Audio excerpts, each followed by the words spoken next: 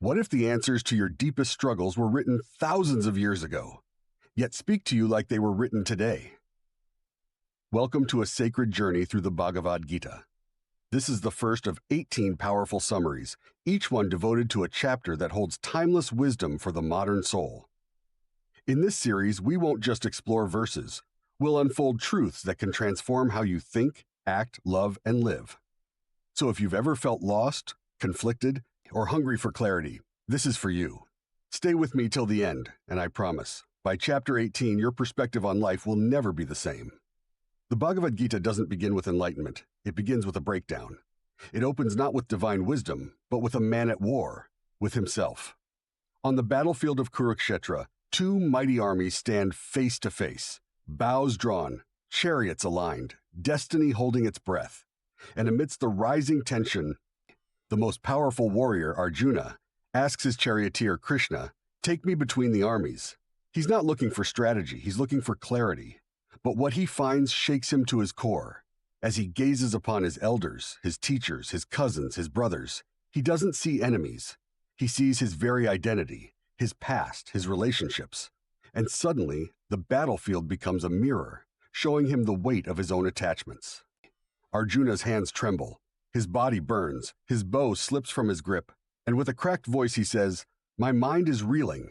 I see no good in killing my own kinsmen. I do not desire victory, nor kingdom, nor pleasures."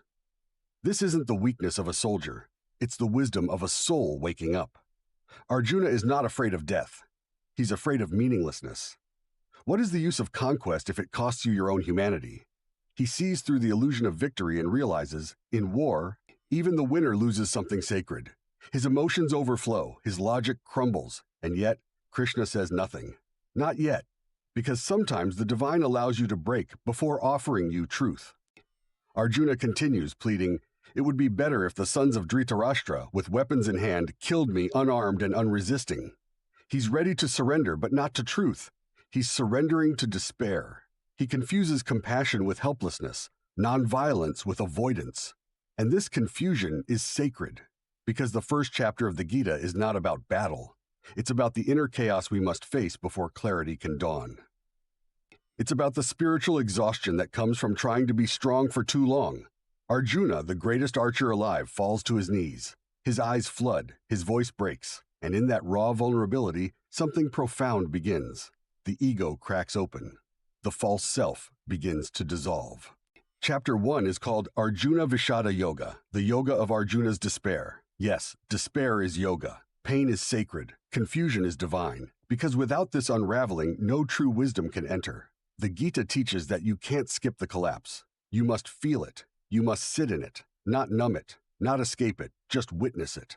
Arjuna's breakdown is the gateway to the highest truths humanity has ever known. Because only when he admits, "I do not know what to do," does he become truly ready to receive. Only when he puts down his bow can Krishna begin to speak, not as a friend, but as the eternal teacher. What's extraordinary is that the Lord himself, Krishna, says nothing for the entire first chapter. He doesn't interrupt, he doesn't fix, he just listens. Because sometimes God waits for you to empty out your noise, your pride, your plans, before he can pour in truth. Arjuna had to collapse, so Krishna could arise. This is not just a moment in a war. This is a metaphor for every one of us. How often do we reach a point where everything we've built, our strength, our knowledge, our ambition suddenly feels hollow? How often do we ask, what's the point of all this? That's your Arjuna moment. That's your chapter 1. And the Gita tells us, don't fear it, embrace it, let yourself tremble, let yourself question, because that's not the end, it's the sacred beginning.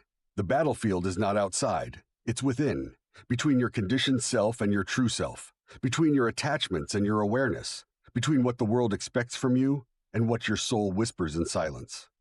Arjuna's despair was not his downfall, it was his invitation. To go beyond roles, beyond fears, beyond temporary identities. And chapter 1 is your invitation too, to stop pretending, to stop knowing, and to begin listening, deeply, quietly, courageously. And what does Arjuna do at the end of this chapter? He drops his bow. The warrior lays down his weapon. The hero stops fighting, not out of defeat, but out of readiness. He is finally willing to learn, to unlearn, to be taught by something higher than himself. And in that silence, in that surrender, the Gita truly begins.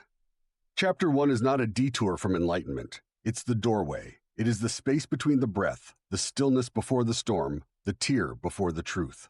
And in that sacred pause, we realize sometimes falling apart is the first step toward awakening.